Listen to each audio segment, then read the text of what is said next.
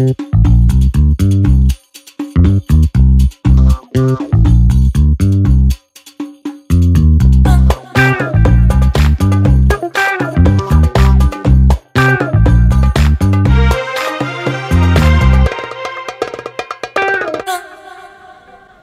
فل على الكل، على اللي بيسمعونا واللي مش بيسمعونا، على اللي معانا واللي ضدنا أو حتى ناويين يكونوا ضدنا.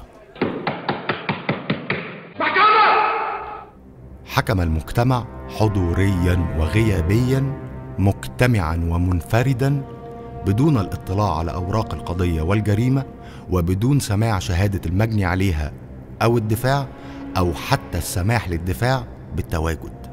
حكم المجتمع ظلما وبهتانا على المجني عليها بالآتي: عيش، حرية، عدالة اجتماعية، حرية، حرية وعدالة اجتماعية. بجد شيء مثير للسخرية والضحك والشفقة.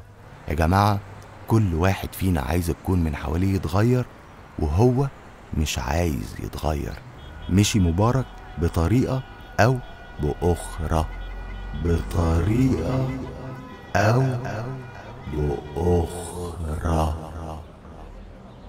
مشي محمد مرسي بطريقة أو بأخرى، بطريقة أو بأخرى، بطريقة أو بأخرى، أخرى أخرى، بطريقة أو بأخرى. لا كده عاجب ولا كده عاجب. احنا عايزين ايه؟ الوطنية مش كسل ونوم وتروح الشغل متأخر وتحرش وزبالة في كل مكان وفساد وعدم احترام للقانون وللناس وفن هابط وأخلاق منيلة وشوية مدعين فضيلة وشرف وتجار دين. لأ، لازم نفهم إن الوطنية الحقيقية هي حب وفعل وعمل وإنتاج وضمير وجهد وانتماء واحترام وتضحية وصبر، وإنك تعمل اللي عليك وملكش دعوة باللي حواليك. خيانة جنسية هستيرية. شغلوا الكاميرات، رجعوا الليلة اللي فاتت، شافوا منظر تقشعر له الأبدان.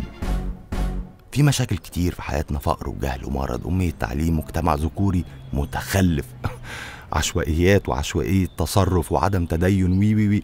فوق بقى من اللي انت فيه، فوق بقى من اللي انت فيه، فوق بقى من اللي انت فيه، فوق فوق فوق فوق بقى من اللي انت فيه، فوق فوق فوق فوق فوق فوق فوق من الجهل اللي انت فيه. الحجاب فرض. لا، الحجاب مش فرض. الحجاب عادة مصرية. لازم نفوق ونلحق نفسنا ونلحق بلدنا قبل ما نندم ونقول للزمان ارجع يا زمان.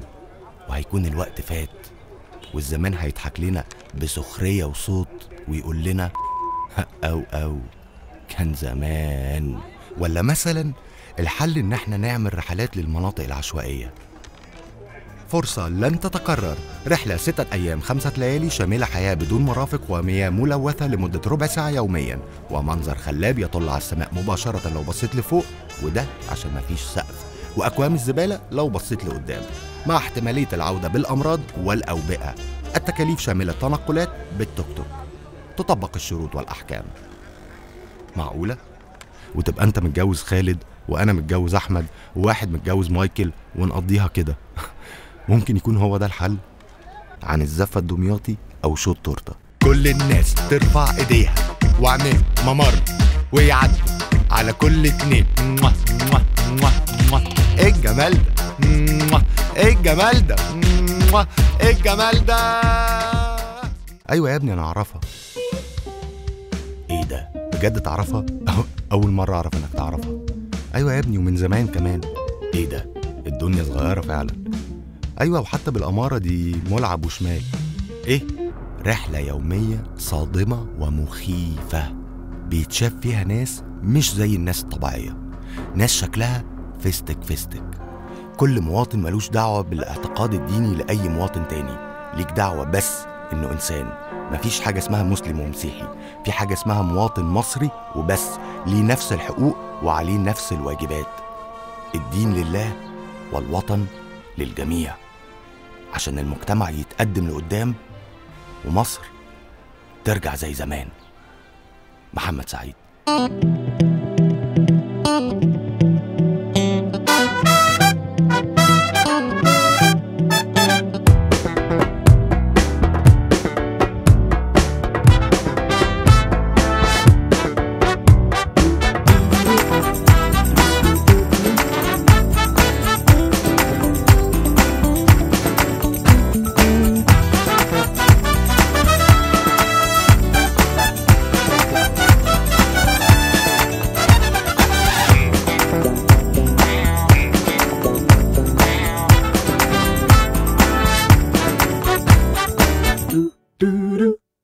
دو دو دو دو دو.